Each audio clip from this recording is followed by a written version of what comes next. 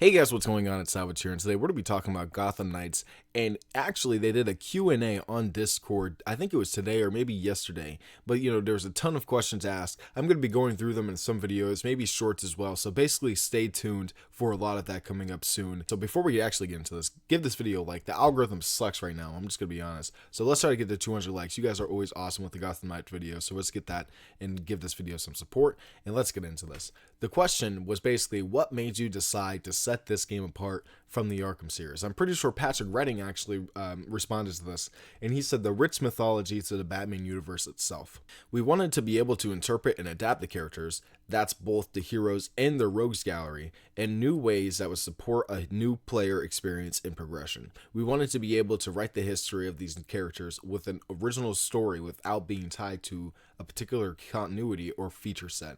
Now, I completely understand where they're coming from here.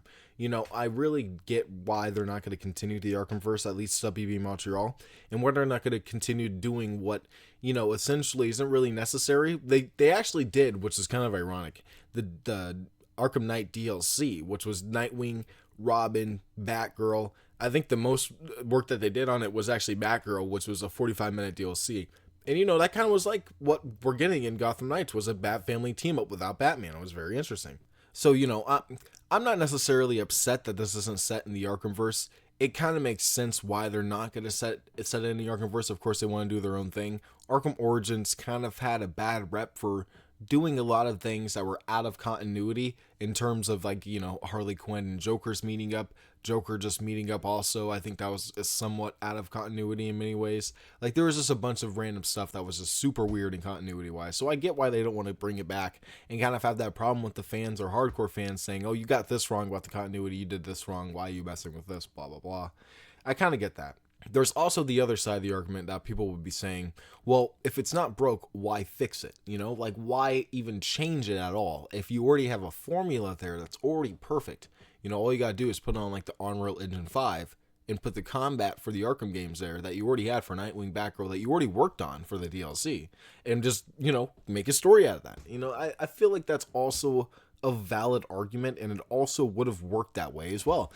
Either way works. And that's the good part, is that, it really will determine, when this game comes out, it will determine whether, this was the good idea or the Arkham idea was the good idea. But we'll have to wait and see.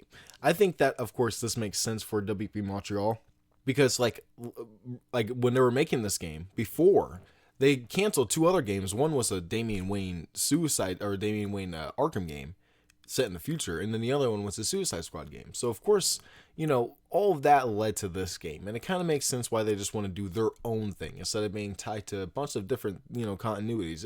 It makes sense, and I completely understand their ideas behind this, and I really hope that this game is a success. I'm going to be talking about this game's potential flopping, because there is another game coming out very soon. Modern Warfare. Shit.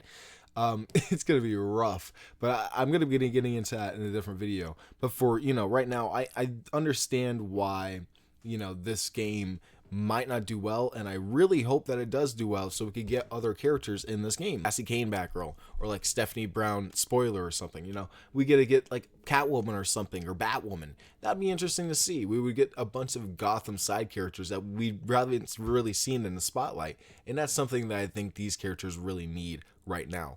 Arkham really did put Batman into a lot of players' hands that a lot of people didn't really get experience before, and that's something that's really, really fresh. And I think that them wanting to have an original story and set themselves original grounds, it makes sense, because now you have new players that haven't played the Arkham games, or probably never even knew what Arkham was, and are playing this game now, understanding that, oh, it's a new continuity, or even old players understanding it's a new continuity. It's just a refresh.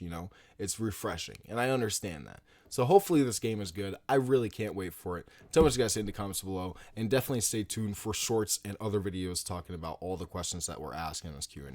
Thank you guys for watching, and I'll see you guys in my next one. Peace out.